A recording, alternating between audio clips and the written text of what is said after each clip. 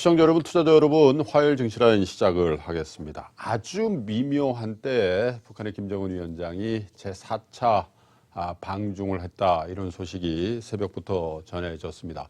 우리 대북 관련주들도 새로운 모멘텀을 갖는 거 아니냐, 이런 기대를 갖게 하고요. 아마도 트럼프 행정부에서 예고했듯이 조만간 제2차 북미 정상회담의 장소라든지 구체적인 사안에 대해서 양측의 발표가 있지 않겠냐, 이런 기대가 오전장에 있었던 것 같고요.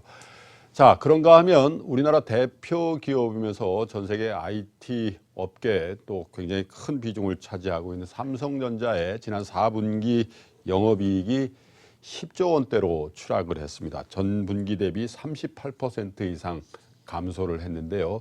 이 부분에 대해서 전문가는 어떻게 보고 있는지 전화 연결을 통해서 얘기를 좀 들어보겠습니다. 현대차증권의 노군창 리서치센터장을 전화 연결해 보겠습니다. 센터님 나와 계시죠? 예, 안녕하십니까? 예. 예상은 했습니다만 예상보다도 더 안 좋은 실적 아니냐, 이런 것들이 이제 시장 반응인 것 같습니다. 어떻게 보시는지요? 예, 일단 뭐 세 가지가 좀 더 안 좋았던 것 같습니다. 예. 첫 번째가 디램 재고가 좀 많아서 고정 가격도 하락했지만 출하량까지 같이 좀 감소한 게 원인인 것 같고요. 예. 두 번째는 그 12월 달에 갑자기 애플이 특히 하웨이 CF 체포 이후에 그 중국에서 불매 운동이 나면서 아이폰 관련된 디스플레이 패널 출하량도 12월부터 더 부진했던 것으로 보이고요. 예. 그리고 마지막으로 어쨌든 뭐 성과급을 좀 상당히 많이 지급한 그런 일회성 비용도 있었지만 예. 재고 관련해서도 상당한 비용 처리를 하지 않았나 그런 생각이 듭니다. 그래서 오히려 뭐 4분기에 경상적으로 항상 일회성 비용이 많은데 이번 4분기는 특히 좀 더 많이 집행되지 않았나 그래 보고 있습니다. 자, 문제는 회사 쪽에서도 분기 실적을 발표하면서 이례적이라고 해야 되겠습니다. 이 실적에 대한 상세 보고서를 이제 냈지 않습니까? 그래서 예. 사실 올 1분기 실적이 더 걱정스러운 거 아니냐. 왜냐하면 디램 가격의 추세적인 하락에 대해서는 지난번 저희 스튜디오에 나오셔서도 그 말씀을 하셨기 때문에 과연 올해 1분기 이 실적이 더 하락한다면 지금 3만 원대 후반에 있는 삼성전자의 주가와 또 시총 기준으로 워낙에 큰 비중을 차지하고 있기 때문에 우리 코스닥 시장, 코스피 시장의 주가 행보에도 상당히 큰 걸림돌이 될 수도 있지 않냐, 이런 걱정들을 하시는 것 같습니다. 어떻게 보시는지요?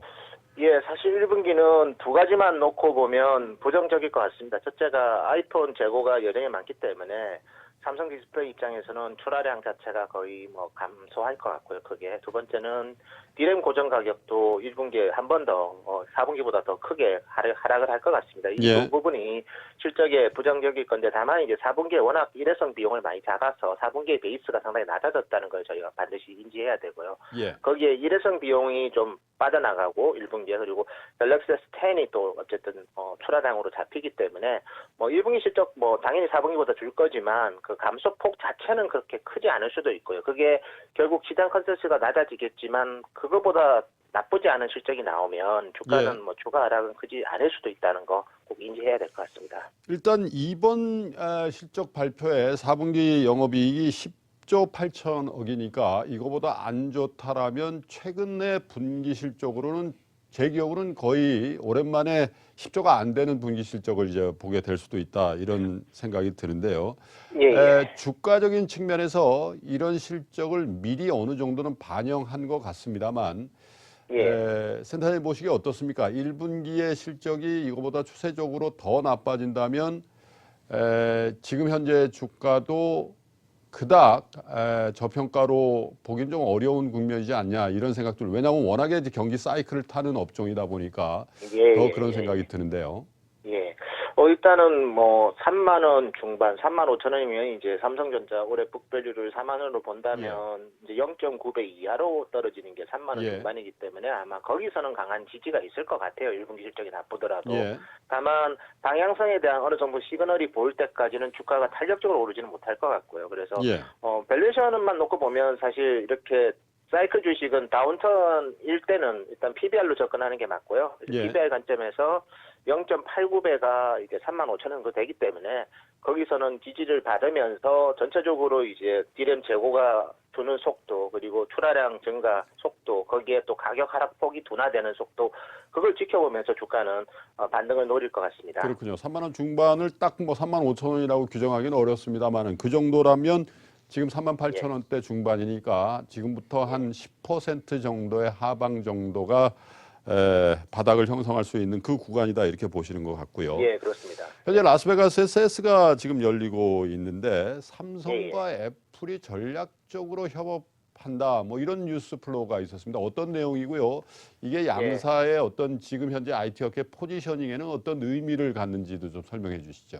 예, 어쨌든 애플은 뭐 TV 세트를 만드는 건 아니지만 예. 그 박스를 통해서 스트리밍 서비스를 하고 있습니다. 예. IPD라는 그게 이제 삼성전자 TV 세트 안에 들어가기 때문에 실질적으로 삼성전자 입장에서는 컨텐츠를 강화하는 거고 애플 입장에서는 어쨌든 디바이스에 탑재되면서 좀 더 저변을 확대하는 그런 서로 시너지 효과는 분명히 있을 것 같고요. 그래서 애플이 분명히 하드웨어 아이폰이고 그다음에 뭐 태블릿에 PC를 만들지만 애플은 또 가장 중요한 게 또 생태계를 또 스스로 만드는 회사이기 때문에 예. 뭐 그런 식의 서로 뭐 적과의 동심이라는 표현도 좀 뭐 적절한지 모르겠지만 어쨌든 서로 그렇게 필요할 때는 서로 협력하는 게 지금 시대가 아닌가 그렇게 보고 있습니다. 그렇군요. 삼성전자가 어쨌든 안 좋은 분기 실적을 받아들고 투자자들에게 얘기한 거는 신규 증설이라든지 이런 것들을 속도 조절을 하면서 비상경영 모드로 접어든다. 뭐 이런 얘기들이 나오는데 이렇게 되면은 우리 부품 장비 업체들은 어떻게 되나 이런 걱정들이 있단 말입니다. 안 그래도 세트 업체